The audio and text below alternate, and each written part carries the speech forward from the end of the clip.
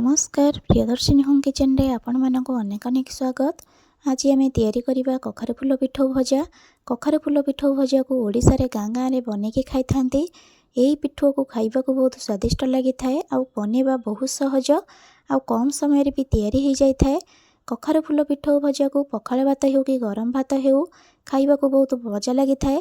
चलंतु dairy न करी आज रेसिपी स्टार्ट करबा। कखारू फुल पिठौ भजा पई प्रथमे मुझे किसी कखारू फुल नहीं मुझे बाड़ी फुल तोलिकी नहीं। आपण मैंने चाहिए मार्केट रू फुल आनिकी भी पिठौ बनै पारिबे।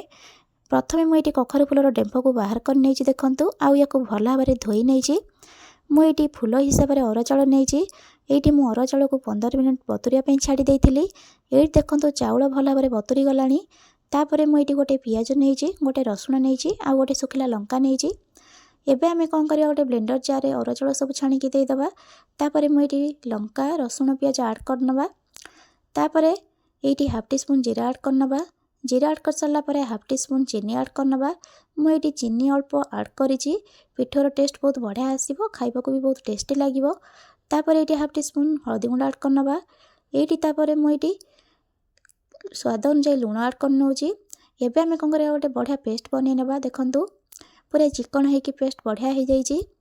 एबे आमे कौन करिया पेस्ट को गोटे जगह को बाहर करनबा। देखंतु पेस्ट को गोटे जगह को बाहर कर सारा पर मुझे से अल्प पानी देकी बैटर को बढ़िया से गोलई नेबी। आपण माने बैटर को बेसी पतला करिवेनी। ये देखंतु बैटर आमर पूरा रेडी हो जाइए। एबे आमे कौन करिया से गोटे गोटे फूल को पकई नबा बैटर रे।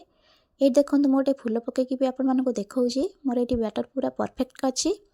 एबे आमे पिठौ बनाबे मु गोटे तावा गरम कर नेतिली। तावारे 2 टीस्पून तेल ऐड कर नेतिली। मुझे सोरिष तेल रे पिठौ बनाउछि।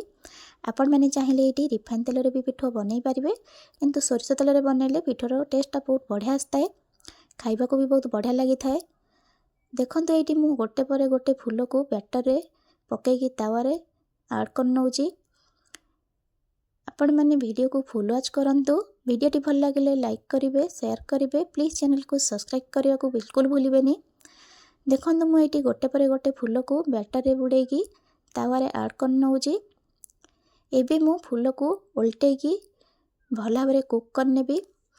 देखंतु एटी मु सब फूल को ऐड कर नेछि तावारे। एबे आमे कोन करबा सेथिरे 1 टीस्पून सोरिष तेल आउ टिके ऐड करनबा।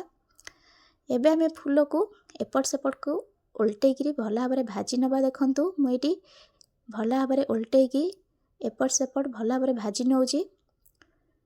फूल को आमे भल माने भल भाव भाजी नबा, बेसी भाजी बानी। देखंतु मुझे उल्टेकी भल भाव भाजी नौछि। एमती हल्का भजा करबा, खाइबा को बहुत बढ़िया लागिबो।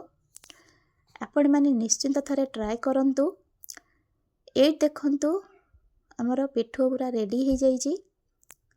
आपण माने याको बनांतु। केमिति लागिला मो सहित शेयर करने को भूलिबेनी। रहिली बाय, जय जगन्नाथ।